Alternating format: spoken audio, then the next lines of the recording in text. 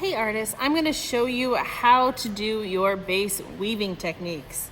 So you can see I have a finished one here, which was on a larger size loom. I have a smaller one here that's mostly finished, still on the loom. Now I'm going to show you how to make this with techniques using this giant loom that I made. I made it really big so that way it's really easy for you to see all the steps. So as you can see, I've already warped my loom, so that's all the up and down strands, and the extras are taped to the back. Notice there's no other string on the back, just the two tails. Now let's get started. I'm going to be using a gray and a white. Let's start with gray. When I measure out how much yarn to use, I like to go from fingertip and I spread my arms all the way out as far as I can go till it gets to my other fingertip. I think that's a great amount to start with. So I'm going to get a piece and cut it off. All right. So you can use needles for these, or you can just thread by hand. I'm just going to thread by hand since mine is such a large example. First thing I want to do is I'm going to start on the bottom corner. It does not matter which corner you start on, but you want to start on the bottom corner. And I'm going to take my first row that I'm going to do, and I'm going to tie it to this first strand. So I'm going to take it and I'm going to tie 2 knots, just like you would anything else. Just tie 2 knots onto it. And I'm going to trim off the extra, getting fairly close, but not so close that it unravels. And make sure that knot is slid all the way down. Perfect. Now we start with what's called the Tabby Weave. So a Tabby Weave is as simple as over, under, over, under, over, under. So I'm just going to work my way through. So with this one, I'm going to go under, and then I'm going to go over. Under, then over. Under, over, under, over. And I'm going to pull my thread through. Now it's going to end up being this little arc. So you want to take your fingers and you want to press it all the way down. And we want to get rid of any slack, but we want to make sure that this first string doesn't get pulled sideways. We want to keep it tight, but not so tight that the strings move. And we pack it all the way down. Now for my next row, I want to do the opposite. So if my last one here I went over, my first one on row 2 is going to go under. This way it's going to wrap around. So I'm always going to go opposite. So over, then under, over, under, over, under, over, under. All the way across. I'm going to pull that extra through. Now, trick here is you do not want to pull it so tight that it pulls this warp strand crooked. See this? We do not want this to happen. You need to keep it a bit looser so it just comes to this end strand, but this warp string stays straight. So I like to kind of hold this string and I'll pull my weft so it's tight enough, but not so tight that it moves it, and then push it all the way down. And you continue this process all the way up till you're done with that color. Over, under, over, under. You'll get in the habit of this and it'll start going real fast. Then again, I don't want this one to be pulled crooked, so I'm just going to hold that edge so it's just barely tight. Slide it down, and so on and so forth. After each row, make sure you press them down tight.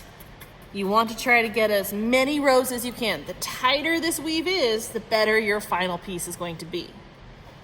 Okay? Now let's say I wanted to start making this gray only come part way. Maybe it doesn't go all the way across. Maybe my design just comes part way and I want the stripe to go up higher. I'm going to continue my same base weaving. I went over, so now I'll go under, and I'll just do these 3. Pull it tight, and then I'll just turn around and go back. Going opposite as the row before, and I'll get a few weaves, a few rows of this, just going these 3. So I'm just doing this little section going up. And I'll show you how we attach our pieces next to it. So I'm just weaving up, going every other. We know the drill with that. All right. So I've gotten a few rows here. Now let's say I'm gonna have white in this section. So I'm gonna get my nice long piece of white string, or white yarn. Let me pull some loose here. Cut it. Okay. Now first off, I need to secure this new piece. Since I'm going to a place that has no extra yarn, so I was just saying I'm going to have this part be white, I need to tie off this first string onto one of my warps.